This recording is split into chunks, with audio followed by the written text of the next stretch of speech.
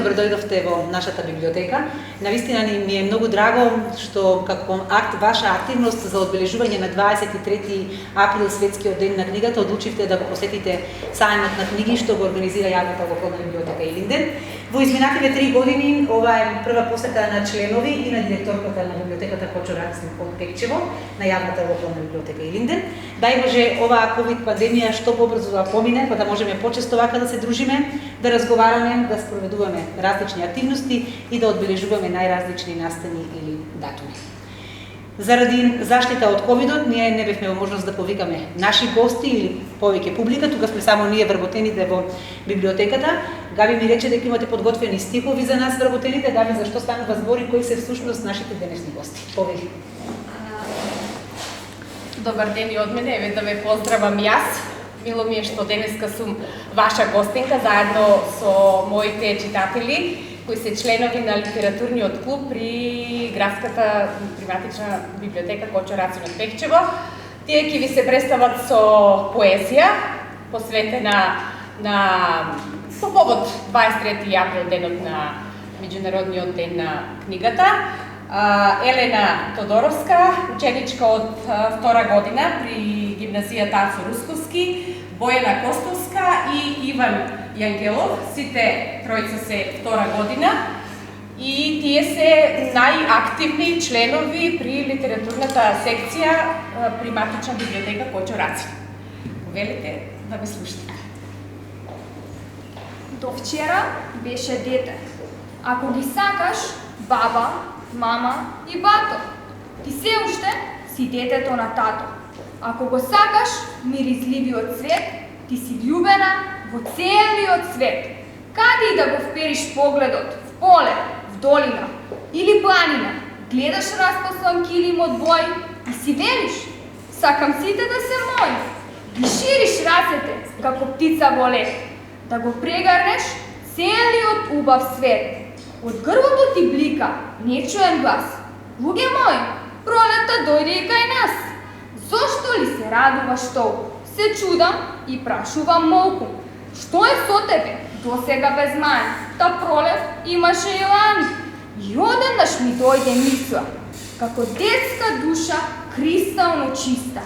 Ти порасна, мило мое злато. Ти не си веќе детето на тато. А пролетта како небеста бујна, разбудена како зора рујна. Раскитела зелено руво со цвеќе, а така свати. Не си веќе дете.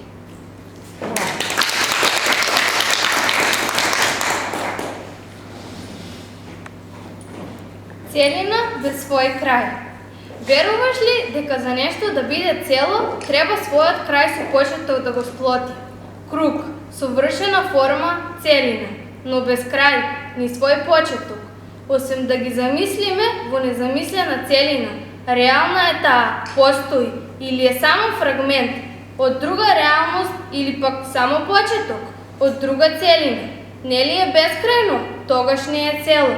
А не сме ли цели, не сме бескрајни. А сакаме бескрај, се сакаме бескрајно.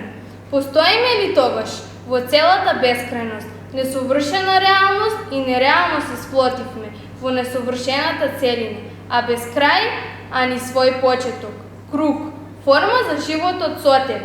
Веруваш ли дека за нешто да биде цело, треба својот крај со почеток да го сплотиш? Надеж за новата љубов што доаѓа во пролетта што се буди. Биди мој бел галеб во височините. Расшири ги крилјата и почувствувај ја слободата. Покажи дека можеш, покажи дека си најдобра. Како што птицата е создадена да лета, како што куќата е изградена да биде полна со луѓе, како што славејот е надарен да пее, така ти си создадена да бидеш моја Афродита. Толку сме блиску, а сепак толку далеку. Но јас ќе те чекам, ти ќе се вратиш, јас знам, и ќе направиме пандемија предизвикана од љубов. Се сеќаваш ли на минатата пролет? Јас да, се сеќавам како да беше вчера. Тогаш кога дрвјата се расцутеа, а птиците се доселија, дојде и ти. Седевме во паркот, уживавме во пролетта и тој ден на клупата ги напишавме нашите иницијали. Не знам за тебе, но јас се уште поминувам оттам. Секој ден се раѓа нова пролет во мене и секој ден се раѓа нова надеж дека ќе те видам повторно. А знаеш ти колку многу ми недостигаш да те прегарна, да ме прегарнеш, љубејќи се до раните утрински часови. Ќе ги искористам стиховите на Малашевиќ за да ти покажам колку те сакам. И пратив дошт. Не будете се вие кои сте близу до неа, па написнавте. Таа навистина го сака дождот, а јас сакам кога таа е среќна.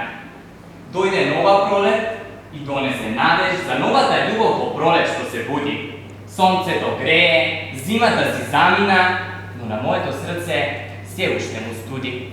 Затоа што твоите раце нема да ме стопла, но моите секогаш ќе молат за еден поглед, еден бакнеш, една нова љубов и една надеж.